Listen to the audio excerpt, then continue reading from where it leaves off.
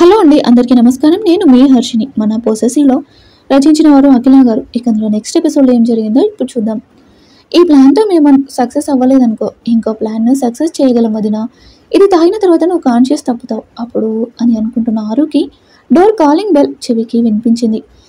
Coming యార్. Calling bell గుడిలో bell కాదు, ఎందుకు అలా మూత మోగిస్తున్నారు అని అంటూ డోర్ తీసిన ఆరుకి ఎదురుగా షరియు టెన్షన్గా కనిపించింది.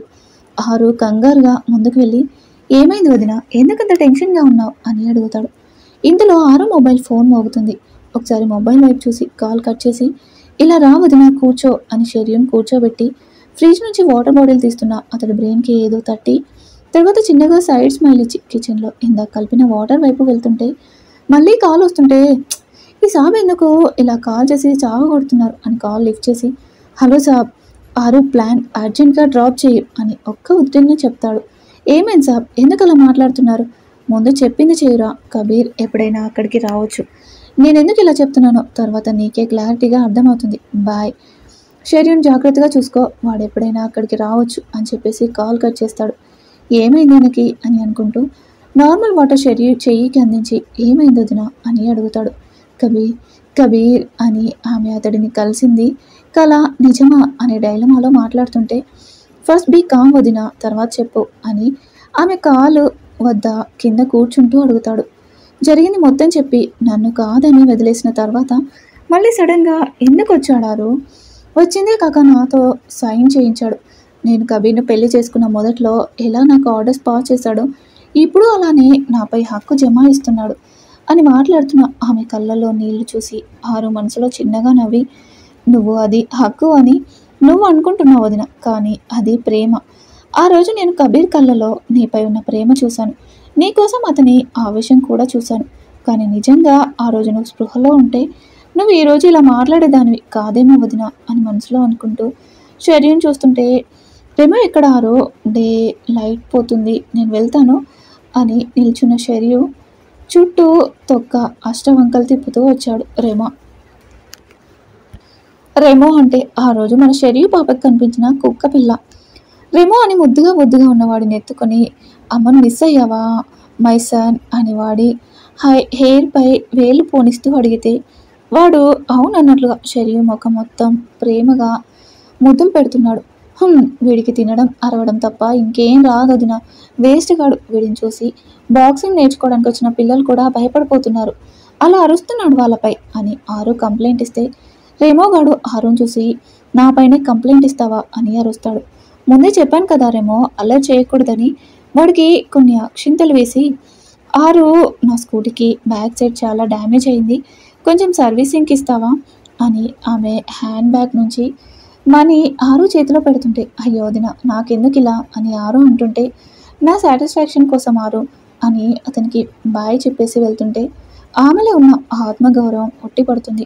You are really a self independent women వదిన. షెర్యూ రూమ్ లాక్ ఓపెన్ చేసి లోపలికి వస్తూ డోర్ లాక్ చేసి అలానే వచ్చి బెడ్పై కుప్ప కూలినట్లు వాలింది. 2 సంవత్సరాలు అసలు నేను అనేదాన్ని ఉన్నానా లేనా అని ఉండేవాడు. సడన్గా వచ్చి కౌగిలించుకొని ఎప్పుడూ విన్న స్వరంతో ప్రేమగా పేరు పెట్టి పిలిచి, నీ ప్రజెన్స్ నాకు కావాలని అంటే ఎలా ఉంటుంది అని కబీర్ గురించి ఆలోచిస్తూ టైం కూడా మర్చిపోయింది. సడన్గా ఏదో ఆలోచన వచ్చి, అవును స్వాతి ఆంటీ ఎందుకు ఈ రిమోట్ ఏరియా వైపు వచ్చారు? అన్నయ్య కూడా అంటున్నాడు కబీర్ స్వాతి అమ్మపై కోపంగా ఉన్నాడని. ఏమైంది అని ఆలోచిస్తూ టైం చూసింది. అప్పటికే టైం 8:30 అవుతుంది. ఏంటి ఇంత టైం అయింది అని అనుకుంటూ ఆమె కళ్ళు చివర చెమ్మగిలిన కన్నీళ్లు తుడుచుకుంటూ ముందుకు చూసిన ఆమెకి సడన్ షాక్ కొట్టినట్లయింది. ఎదురుగా కబీర్ కాళ్ళపై కాలు వేసుకుని డాషింగ్గా ప్లాస్టిక్ చైర్పై సింహాసనంపై కూర్చున్నట్టుగా కూర్చుని గడ్డం కింద చేయి పెట్టుకొని షార్ప్ కళ్ళతో షర్యూని అబ్జర్వ్ చేస్తున్నాడు. షర్యూ నిజంగానే చూస్తున్నావా లేకపోతే నేనేమైనా కల కంటున్నానా అని మనసులో అనుకుంటూ కళ్ళు నలుముతూ చూసింది. కబీర్ మీసం కింద సన్నని నవ్వుతూ కనిపించాడు. అంతే. పాప నిజం అని తెలుసుకుని టక్కున లేచి నిల్చొని, నువ్వేంటి ఇక్కడ అని అరిచినట్లు అడిగింది. కబీర్ మౌనంగా ఆమెనే చూస్తున్నాడు. షర్యూ డోర్ వైపు చూస్తూ, నేను డోర్ లాక్ చేశాను కదా, మరి నువ్వెలా వచ్చావు లోపలికి అని మళ్ళీ ప్రశ్నించింది. కబీర్ సమాధానంగా షార్ప్ కళ్ళతో సైడ్ స్మైల్ ఇచ్చి ఫింగర్పై కీస్ తిప్పుతూ కళ్ళలో కీస్ వైపు చూపించి, కనుబొమ్మలు వేవ్ ఫామ్లో పెట్టి ఆమె వైపు చూస్తూ కన్ను కొట్టి భుజాలు గర్వంగా ఎగిరేశాడు. ఈ కీస్ నీ దగ్గరికి ఎలా వచ్చాయి అని అయోమయంగా అడిగింది. కబీర్ గొంతు సవరిస్తూ స్టైల్గా నిల్చొని షరియు ముందుకి అడుగులు వేశాడు. షరియు కళ్ళు చిట్లించి కబీర్ వైపు చూసి మిస్టర్ కబీర్ కపూర్ అని బెక్కుతూ అంది. కబీర్ ఒక ఐబ్రో పైకి లేపి ఆమె ముందుకు వంగి ఎస్ మిసెస్ కబీర్ కపూర్ అని అంతే స్టైల్గా అంటాడు. షరియు ముక్కెర్ర చేసి గుండెలలో దడ పుడుతుంటే గుండెలు నింపుగా శ్వాస తీసుకొని మీరేంటి ఇక్కడ అని కళ్ళు కిందికి దించుకొని అంది.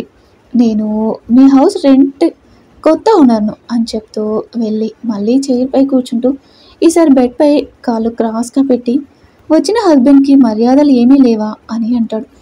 వెంటనే షరియు సీరియస్గా కబీర్ వైపు చూస్తే అదే మిసెస్ కబీర్ కపూర్ వచ్చిన హౌస్ ఓనర్కి మర్యాదలు ఏమీ లేవా అని అడుగుతున్నాను అని అంటాడు.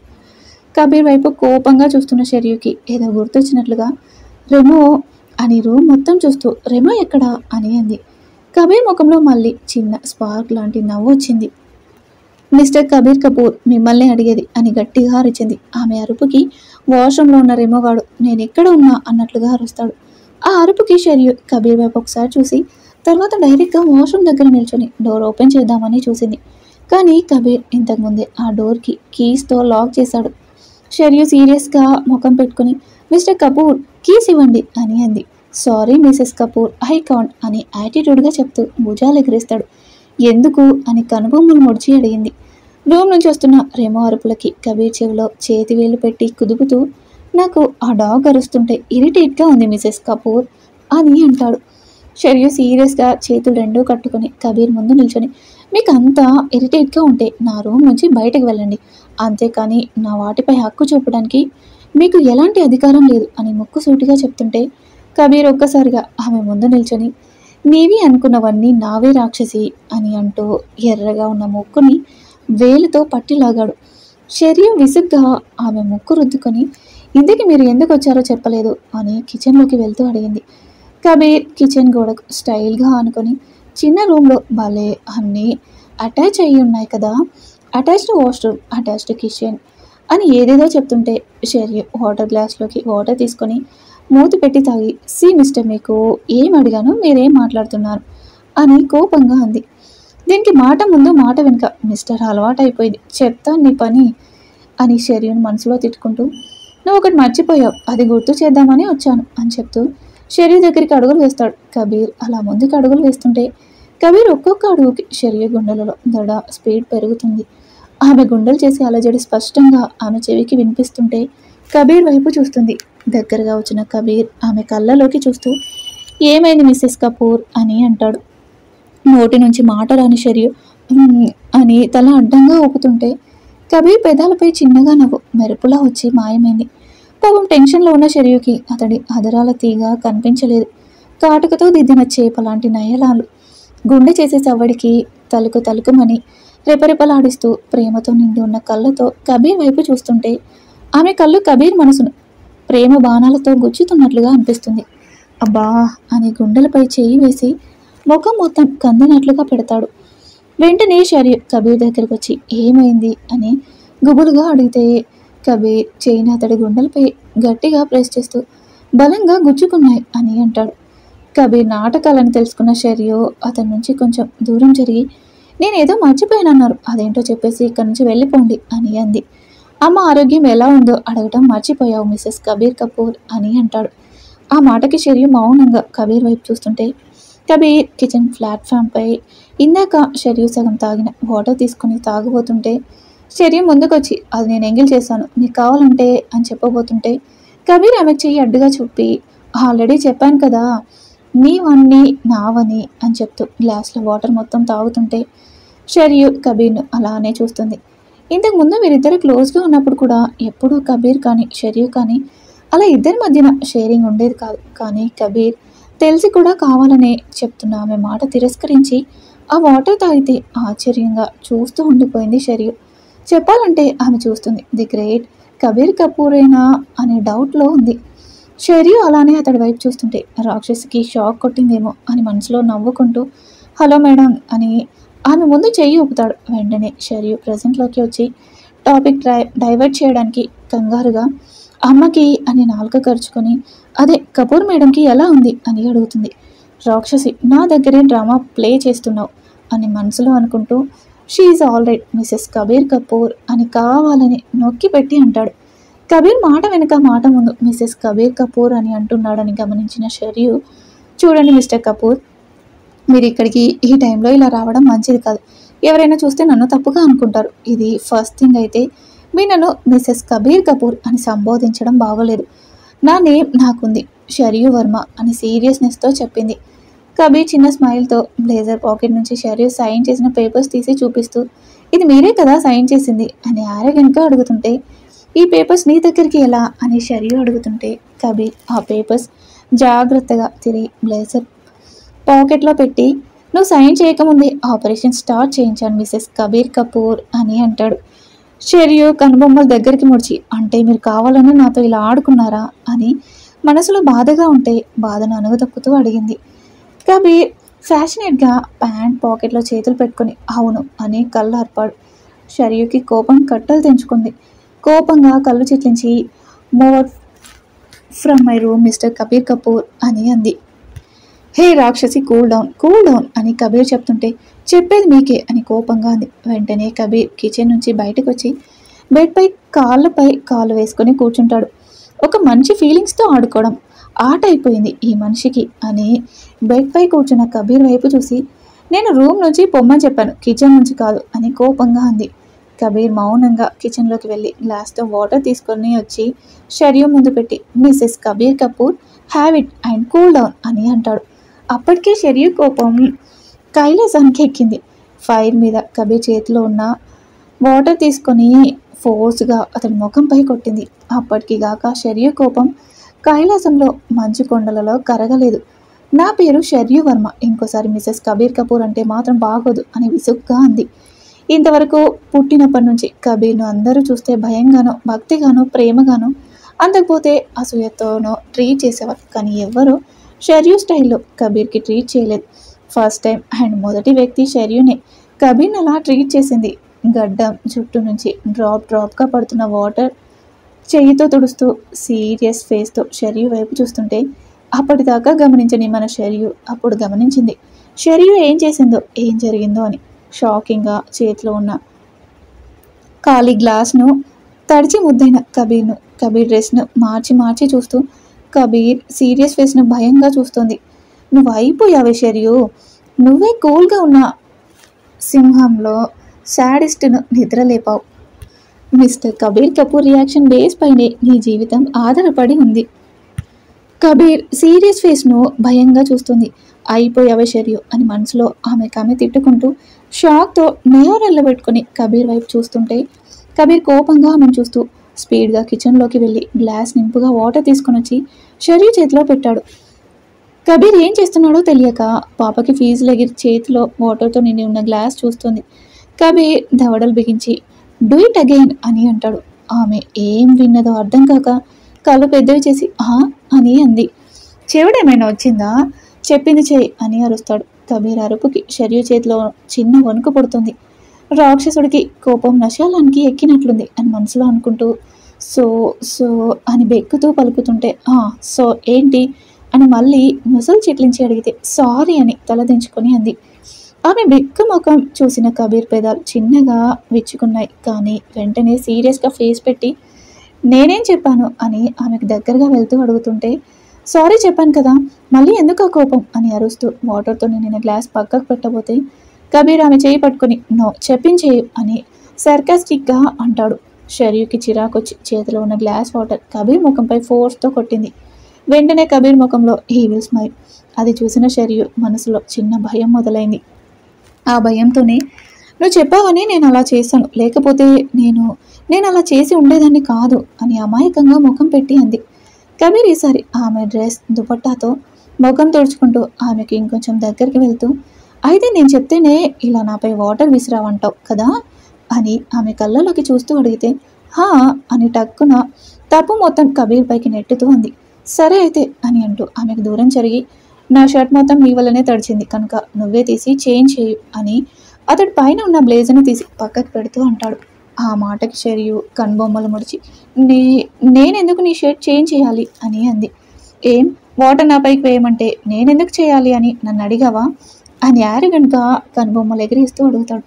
షరియు ఉక్రోషంగా చూస్తుంటే, చూసింది చాలు కానీ వచ్చి చేంజ్ చేయు అని యాటిట్యూడ్గా అంటాడు.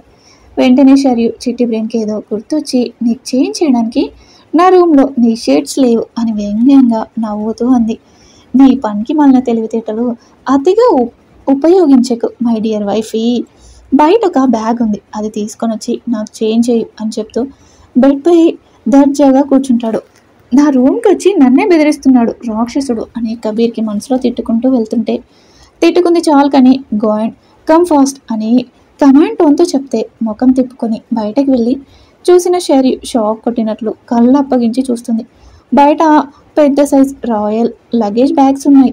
అవి చూసి, ఏంటి ఇది బ్యాగ్ అంటారా ఎవరైనా, పెద్ద ధాన్యం బస్తలా ఉంది, నా కర్మ కాకపోతే కోరి ఉండి గెలుక్కున్నాను అని మనసులో అనుకుంటూ, పెద్ద బ్యాగ్స్ అయినా ట్రాలీ బ్యాగ్స్ కావడంతో ఈ చెయ్యి ఒక బ్యాగ్ పట్టుకొని తెచ్చి కబీర్ ముందు పడేసింది. ఏంటి అలా పడేసావు, ఓపెన్ చేసి నా కోసం ఒక షర్ట్ సెలెక్ట్ చేసి నాకు వెయ్యు అని ఆర్డర్ వేస్తాడు.